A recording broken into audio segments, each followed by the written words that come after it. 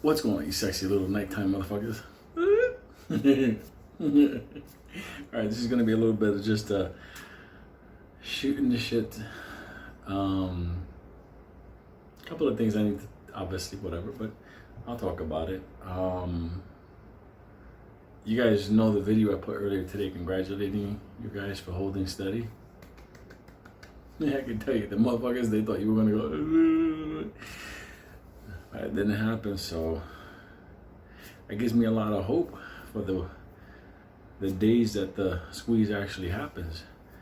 You motherfuckers might impress a lot of, well, definitely me, because, you know, let me tell you something.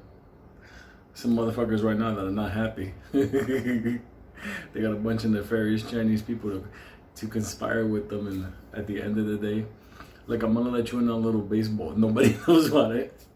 All the funds that were freaking out about that interest payment on the bond, they all caught wind about it like last week, that payment was gonna be done. That's why all this crazy shit was all a fucking, that's why everybody, oh, this is gonna be. That's how you know who knows, and that's how you know who doesn't know. You think those motherfuckers above us, there was two of them above us that were invested in that bond. You think those motherfuckers were gonna get caught by surprise? One of them in particular. No way. So everybody, whatever, Evergrande, it's gonna take everybody. Get the fuck out of here. So, congratulations. So, you scary motherfuckers, now you get to take the ride. And then afterwards, you get to hang out with the sundown crowd. Motherfuckers, come over. I can imagine how that. I can imagine when all you motherfuckers become sundown people. That's gonna be funny. You know, other people gonna leave, stuff like that. And I get it. Whatever. Hang around, whatever. I don't care. Wish you motherfuckers the best.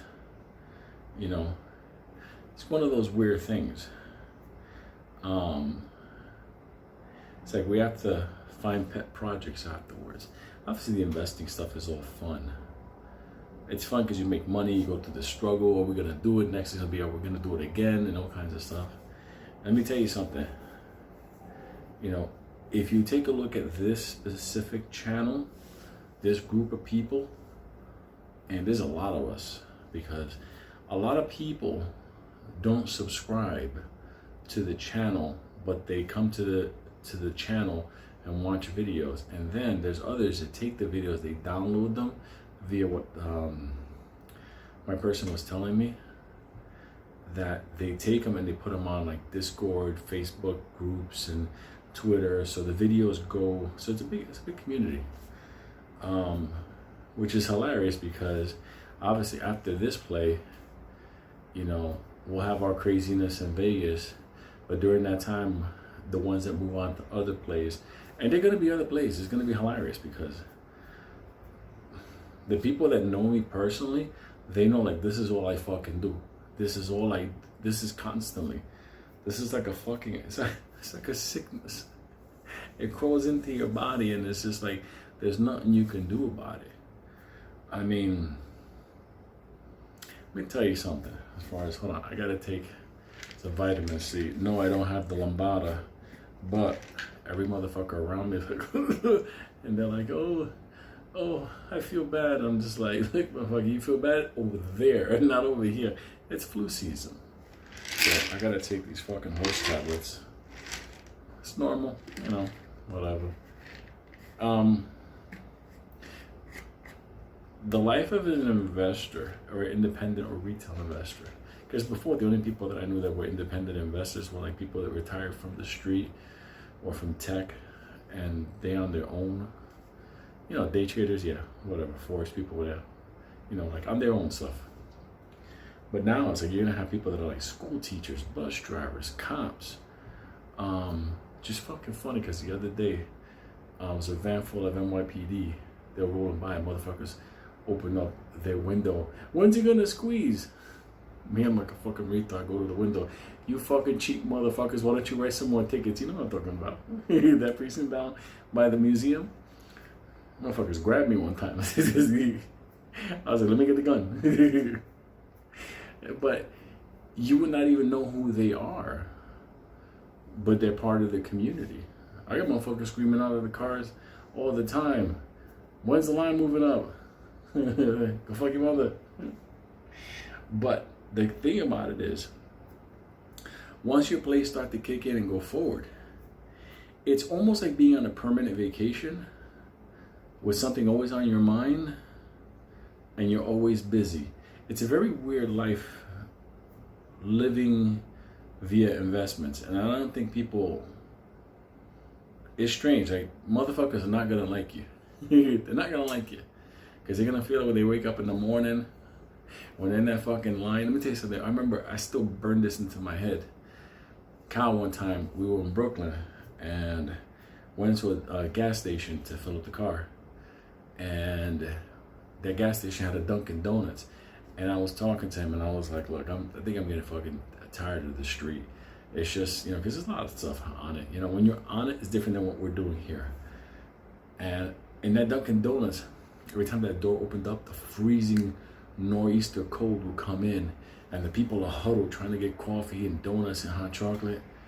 And Kyle said, because, you know, he's a Brooklynite, he said, what the fuck you want to do? You want to be on a fucking line like this, warming up your body with fucking Arabian coffee in order to fucking go to work somewhere? Fuck this stuff. Then he turned around and he's like, let me get 3 fucking jelly donuts. Everybody in the line looking at this motherfucker like, the fuck? But it's true. It's a big change and people are going to look at you differently. Think I'm joking. Make a couple of $100,000 and then when other people start going to work in the morning, you're going to get the comments, oh, you're so lucky. They don't know when you were shitting blood here. They don't know when you were crying and begging sweet baby Jesus to come help you. To come help you break 50. But let me not take my pill before I fucking choke to death. When you're taking a vacation and they're doing their taxes. It's a funny story about taxes, but anyway. But it's true, they're gonna look at you in a fucked up way. Fucked up way. Go to a car dealership. When you negotiate the price, you go, okay, that's what it is. Okay, I'll give you this on top, okay? All right, I'll take it. Oh, who's financing it? Me, motherfucker. I'm buying the car. Where do you work at? Go fuck your mother. It's none of your business. Let me tell you something. Things change. And it's funny because once you, in your brain, switch on that I'm going to make money and not earn money, whoo, get ready for that one. That's why I was happy for you motherfuckers. You survived this little fucking... Wasn't little. That was not for me. I know the motherfuckers either way. I go to the... If motherfucker ever get arrested with me, you'll fucking die laughing. When a cop walks by, goes, Lou, what the fuck you doing here? And that's before YouTube. Motherfuckers like, what's up, man? You know, Rikers Island with the fucking... I got another funny story about fucking Rikers Island as well, with the Latin King gangs. They're like, we want you to join our gang. I'm like, what gang? It was Latin Kings. Why? Well, it's a Puerto Rican gang. I'm like, technically, I'm already in it. What the fuck? But I hang out with everybody. I was hanging out with blacks, weird fucking people, come with serial white killers. It's like, you know, whatever. I'll tell you that funny story one time, too. Everybody was the tough guy. And Rikers, me and Benny would be in hell against our will. And there was this one guy there. He's a white guy, real skinny guy, whatever. He's around these yoke motherfuckers, everything, wild motherfuckers. I vaporized 2 Dominicans in a fucking bathroom. I had to make motherfuckers understand. You don't fuck with my bunk. Anyway. And I got court proof for that too. Anyway. Everybody was that way and that guy was there. And we were like, damn, this guy, he doesn't fit here. People are like, yeah, he better be prepared. He better be ready. I swear until they call that motherfucker's charges out, because they do that with the bail, whether you got bail or no bail, and they call your charges. That motherfucker had 8 bodies on him. That fucking barista, nobody was going around that motherfucker. They were like, no bail. First they said his name. I was like, oh, hi, Steve. Then they read his charges. Motherfuckers were like, we did what? No bail. I'm like, no bail, motherfucker. Give that motherfucker bail so he won't be in here with us. Be sleeping like that.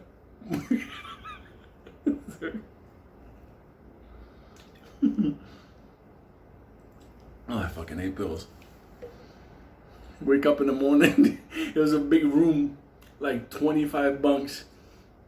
And the last thing you wanted to do is wake up and the motherfucker's in the bunk next to you. He like murderized a bunch of roommates or some shit. Went on a wild killing spree. Killed his last motherfucking man. I think it was in Queens. Yeah, he landed at the airport and they grabbed him there. So it was Queens. So they took him in, which is a scream because technically he only had one body in New York. God knows what he left out there. I'm gonna make motherfuckers laugh. When they were calling name and charges on people and they were saying whether they got bail or no bail, everybody's in this cage.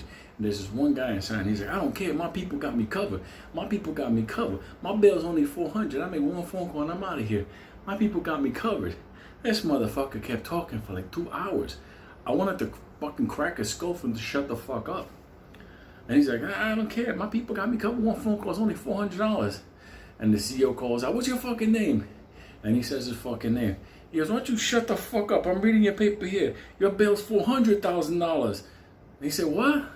$400,000. The motherfucker just went. Hey, mother, let me tell you something. Everybody in that fucking cell was rolling. We were in there with the serial killer. Everybody was crying. This motherfucker had to be taken out in the back brace. Big collar around his neck. He heard 400,000. He knew he wasn't going home for Christmas. His people like him, but not that much. 400K? Shit. The motherfucker better have saved their babies or something. Oh, hate these fucking pills. All right. So back to the investor world. All right. So obviously, after this done, you'll have your money, you can do all your stuff like that. But I'm going to tell you something. Even if you don't go into the other play, one thing I can guarantee you is that inside of you, this has contaminated your blood. It's in it. There's no way around it. You have to understand, even if you pull away and you leave us, you're going to... It's inevitable. I'm telling you because I've been down this road before. Once you see your bank statement go from 6 figures, and it starts to go down, and then it goes into the high 2 figures, and it's so. Let me tell you something, no joke. Even your ass will probably be back on Reddit. Hi guys. It's fucking hilarious. You only need a couple of plays. You really do. What's funny is that people, unfortunately, don't understand.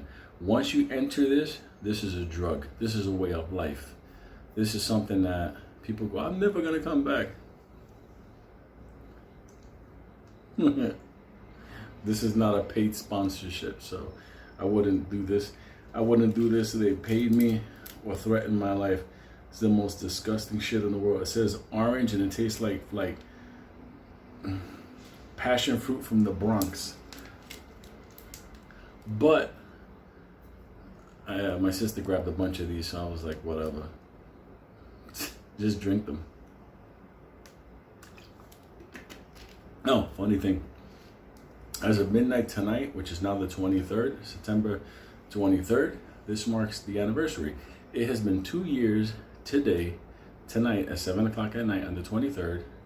You go back 2 years, 2019, I was grabbed and put in the cage, setting off the catalyst that brought me through all the insanity that I did, went through, endured, suffered, whatever. Then, as me being online, I wound up being on Reddit with the original Lou versus Wall Street over on Reddit, while Wall Street Bets was running on the side. Like, I was running parallel there, just talking plays and markets and stuff like that, just because I needed people to talk with in that capacity. Proud to say that when I was down, I didn't reach out to nobody. I didn't say, could you spot me 100? Could you do it? I didn't do it to nobody. So my thing was 100%. The key thing about that, what I'm saying, It's not patting myself on the back. I'm a fucking retard. Is it what I'm saying that you're gonna have inside of you, that you have inside of you that you don't know yet, was inside of me? That's why when I went down, that inside of me was letting me know I have superpowers. I'm not like the average guy. Now, you are not like the average person. So, that being said, I'll do some more videos, but from this one, understand you're gonna meet a new you afterwards. It's okay. Just work with them, keep them under control, and understand that moving forward, maybe it was your destiny. Maybe it was your destiny to be an investor. Whoever wrote down that you had to die at your job, whoever wrote down that you have to live on a pension that doesn't cover anything. People say, oh, but there's risk. People tell me all the time, Lou, there's a lot of risk in what you do. I said, no. Being old and poor, that's risky. I'd rather take all my risks now while I'm younger and can go through everything.